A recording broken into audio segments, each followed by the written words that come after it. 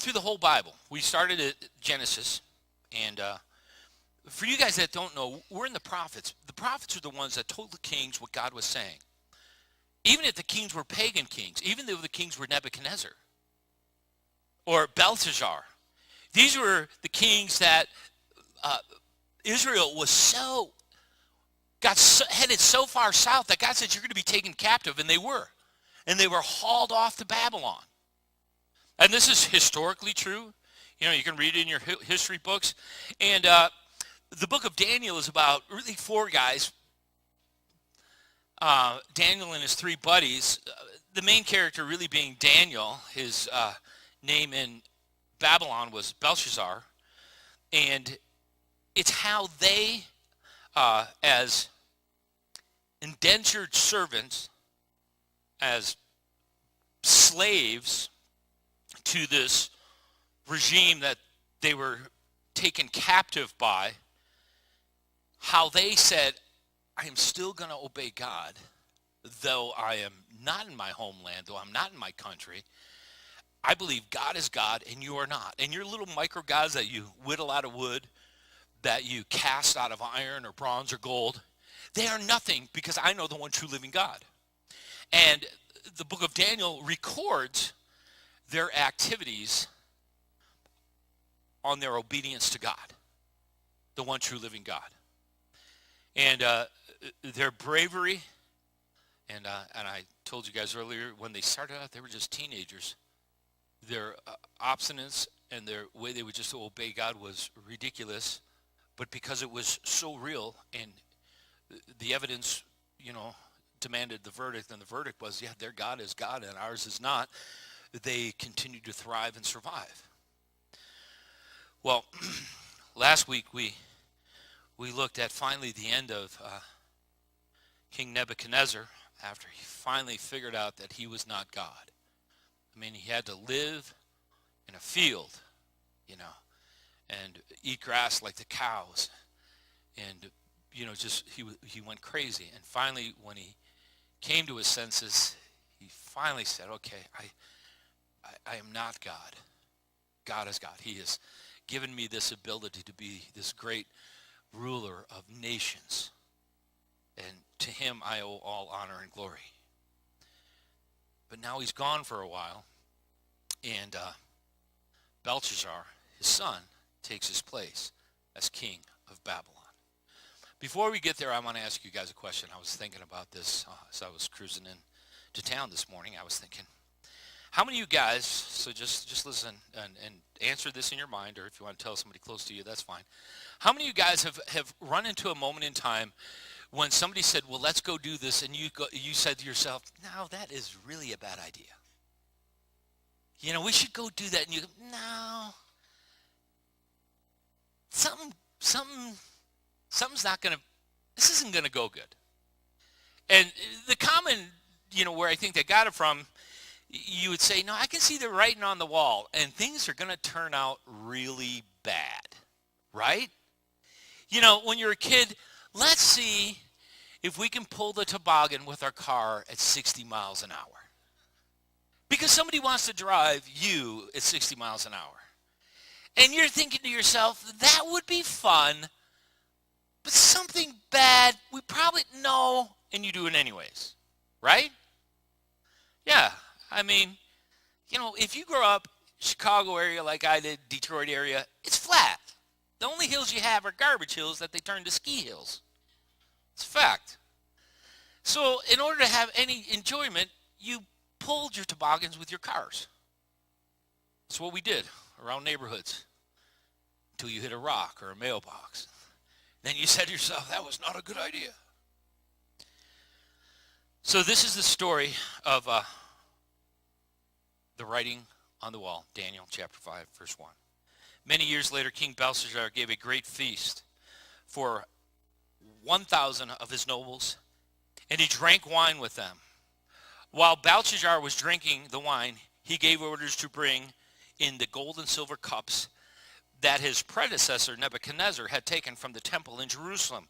He wanted to drink from them with his nobles, his wives, and his concubines. Here's the picture. The picture is there's a party.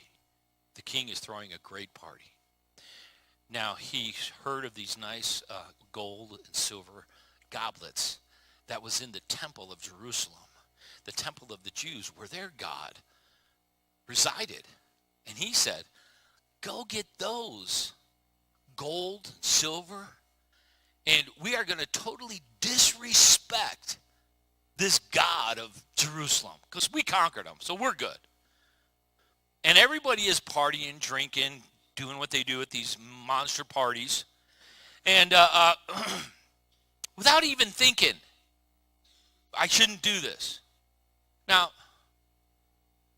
you would think if you're in management and you're the next one in line to take a position that is higher than the one you were at now, you would think that you would observe what's going on. You would think that, okay, this person really helped out the king. This person really did this. This person, you observe these things. You're supposed to observe these things. Anybody in the marketplace should observe what works and what doesn't work. You know, the NFL is going to be on today. Hopefully the backup quarterbacks, well, there's a backup for everything because everybody's getting a knee blown out or a hammy blown out or something blown out. So backup's got to be ready. So you got to observe what's going on. So when you get that position right, you know what you're doing. Well, this guy's just an idiot. Yeah, we'll just say this. He's a dingbat. He's a terrible king. He forgot that his dad made some serious money. He went crazy. He went in the field, ate grass. You know? Just, you got to ask yourself, but we all know this. How many of you have done a foolish thing and you did that foolish thing anyways, even though you knew it was foolish? Yeah, so, really, it's no big deal. Because we have all gone down that road. It's just that when you have a higher position, it's magnified, it's amplified, right?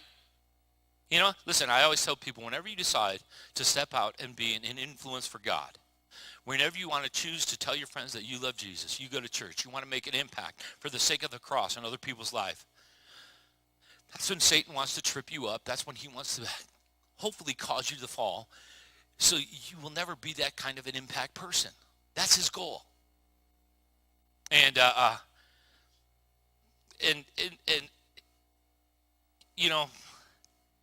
this king is just ridiculously foolish, and he's gone down the wrong road just so many times to get to this point in his life where he said, let's go do this. I'm going to throw a party. Let's go get these goblets.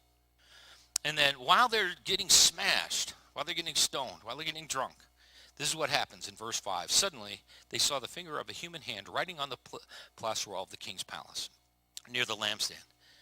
Now, listen, God is always detailed. Even in the writing, you guys don't know, I love details. And the detail is, look at, it's writing on the wall and it's near a lampstand so everybody can see it. There's a fire glowing and they can see this hand. All of a sudden it's writing on the wall. The king, his knees are knocking, it says. Now, I don't know if you've ever seen anybody whose knees have knocked in fear. I have. Did you know that public speaking is one of the most fearful things for people to do? Some people would rather die than public speaking. The church I was at years ago, one of the things, if you were on the leadership team, you had to speak, you had to give a prayer and do announcements. And I'll never forget, this guy's name was Paula Hoffman, and he had to do it. And it was a traditional church, so we had cool chairs in the back and what do they call those things? Pulpit. They had a pulpit there, and we were sitting behind it, and I watched this guy, Paul Hoffman, get up. And lucky you can't see because there's a big box in front of her, and his knees were going like this. And me and the senior pastor, Steve Austin, we were laughing. We're like, oh my God, look at him. And he can barely make it. Now, it's not funny, but it's very funny. He survived, and he's like, I'll never do it again. You guys are crazy. Oh, no, you'll be fine, because we enjoyed it. Anyways, fear. The fear, it's like, wait a second, you're doing something that you know you shouldn't do, and the reality is now you understand why you shouldn't do it, and now there's fear. And it has gripped him so much that his knees are knocking and he's falling down. He doesn't know what to do. I mean, fear does crazy things to you, right? I mean, how many guys have ever been lost in the mountains or in the woods besides me? Yeah, they found me. Otherwise, I wouldn't be here. But there's nothing worse than being lost. There's just fear is you are no longer in control, right? It's like I have no control of what's going on anymore. Here's a king, no control on one of you. He's being an idiot, and all of a sudden there's writing on the wall. And he's scared. Well, luckily the queen mother is around, and she goes, listen, dingbat. No, she actually teaches him respect. He said, listen, there's a guy, during Nebuchadnezzar's reign, this is probably about 40, 50 years prior to this possibly, the king Nebuchadnezzar had this guy named Daniel. And for some reason, we know that the real God is with him, and he can tell you what's going on. And so he says, okay. So they go get Dan. Go get him. Verse 13 is what happened. So Daniel was brought in before the king. The king asked him, are you Daniel, the one of the exiles brought from Judah by my predecessor, King Nebuchadnezzar? I have heard that you have the spirit of gods within you and are filled with the insight, understanding, and wisdom. My wise men and enchanters have tried to read the words on the wall and tell me their meaning, but they cannot. I am told that you can give interpretations and solve difficult problems. If you can read these words and tell me their meaning, you will be clothed. You're going to get a new house, nice clothes, car, everything you want. That's what kings did. Is you do this for me, I'll make sure your things are good. And of course, your purple robe, that's like royalty. You're going to be royalty. One thing we've already learned about Daniel, he doesn't really care about gold, money, anything. And that's very hard for anybody in any kind of position to say, I don't care about money. It's what's important is me and God. The rest is just God. I've learned that God takes care of me, and he does. And Daniel's on, he does. So I'm not sweating. Give it to somebody else. That's what he says. Verse 7, Daniel answers the king, keep your gifts. Give them to someone else, but I will tell you what the writing means. Your Majesty, the Most High God, gave sovereignty, majesty, glory, and honor to your predecessor Nebuchadnezzar. Now, in these next few verses, this is what I wrote in my side of my Bible because I think it's true. It says, Daniel is about to politely tell Belshazzar that he's stupid. And this is how he says it. He says, he made him go, your predecessor Nebuchadnezzar, he made him so great. This is God talking about King Nebuchadnezzar. He made him so great that the people of all races, nations, and languages trembled before him in fear. He killed those he wanted to kill. He spared those he wanted to spare. He honored those he wanted to honor and disgraced those he wanted to disgrace. But when his heart and mind were puffed up with arrogance, man, he got hammered. He was stripped of all his glory. He was driven from human society. He was given the mind of a wild animal, and he lived among the wild donkeys. He ate grass like a cow, and he was drenched with the dew of heaven until he learned that the Most High God rules over the kingdom of the world and appoints anyone he desires to rule over them. Listen, dingbat, you are his successor, and you knew all this, yet you're, now if I was Daniel, I'd be, but I'm not Daniel. But he's like, but man, what is wrong with you? You have not humbled yourself. I've already raised 3 kids. And when you're raising a family, you watch your sons and daughters do things that they know they shouldn't do, and they do them, and they hurt themselves. And you want to say, why did you do that? And they go, they just go, I don't know. And I don't think they do know. And then you want to slap the stupid out of them. Right? Young man I was fishing with, he goes, Pastor, have you ever just wanted to hit your kids? I go, no, I just did it. I was a youth pastor, so I think I should beat my kids just so they wouldn't grow up like the youth of today back then in the 80s. I'm just going to go home and beat you. Why? Because I don't want you to be like this. Now, that's wrong. Don't do that. But anyways, too late. Yeah. All my kids are screwed up. Anyways, maybe it's a success story now. I'm not sure yet. Still to be determined. Anyways, Belshazzar, Daniel's like, King, what is wrong with you? He tells in verse 23, for you have proudly defied the Lord of heaven and have these cups from his temple brought before you.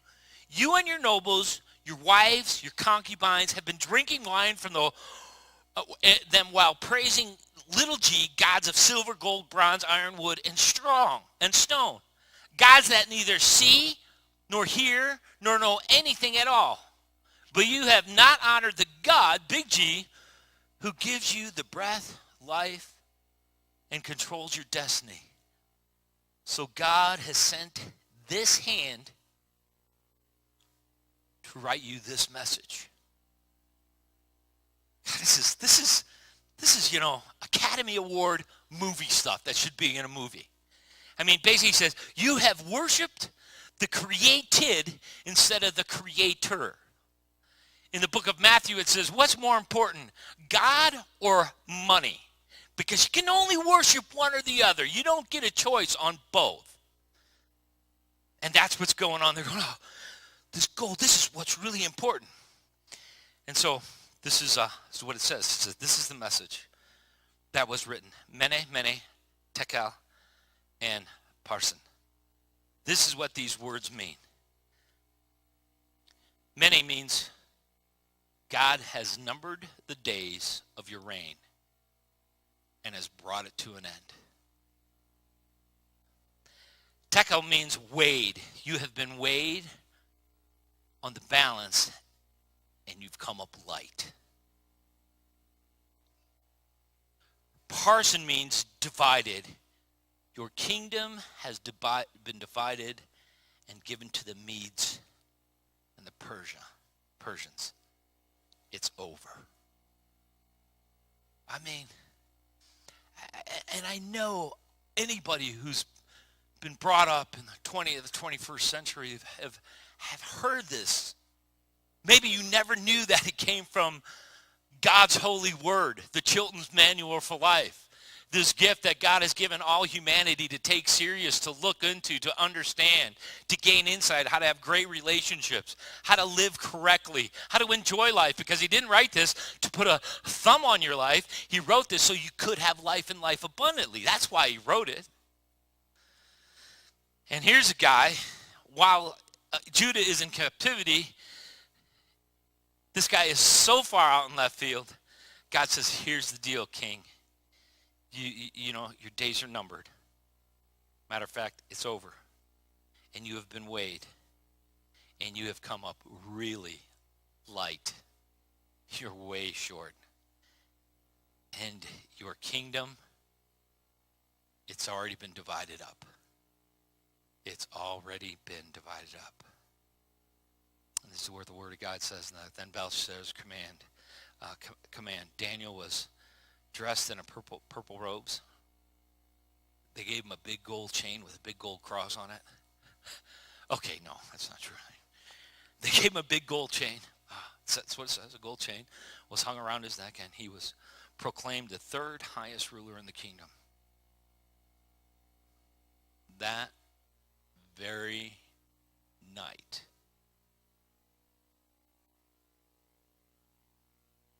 Belshazzar, the Babylonian king, was killed.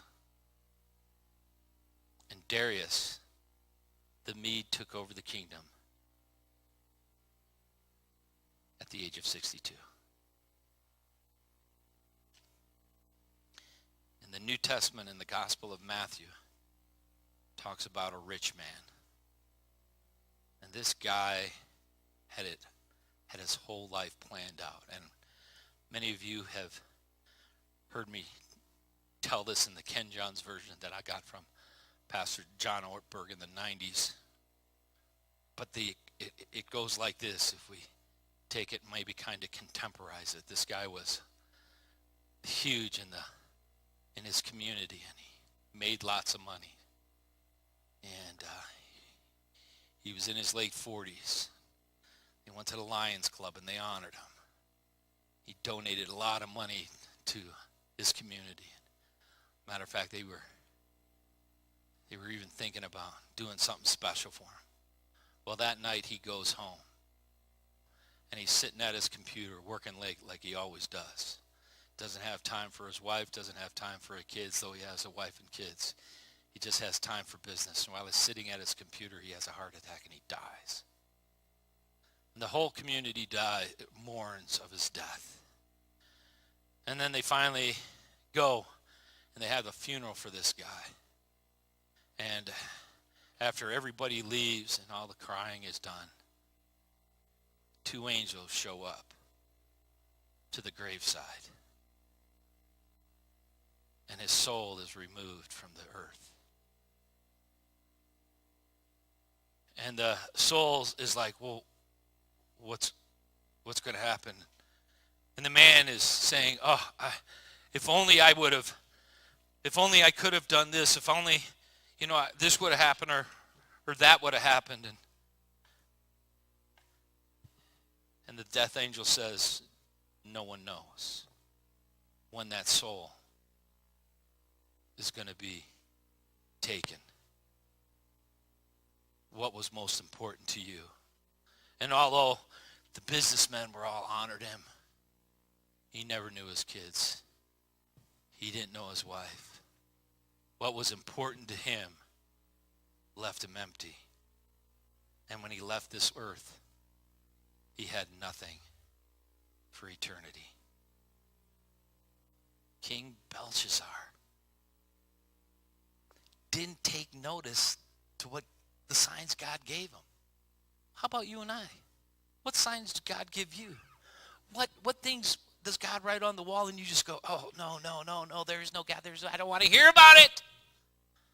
Because maybe one day you'll be like that businessman who says, this night, your soul is required. What's that look like? Where does that leave you? So, at the very beginning, I said, I think God has a message for all of us every time we show up on Sunday. You don't get it anywhere else, except here. Or if you're at another church, perfectly, you get it there. God has something for each of you.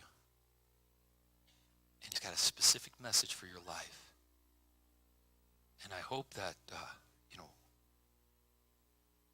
you see just a little bit more of what God wants you to see in life. Just real simple messages here. You guys, I don't have to reiterate it, but they're real simple.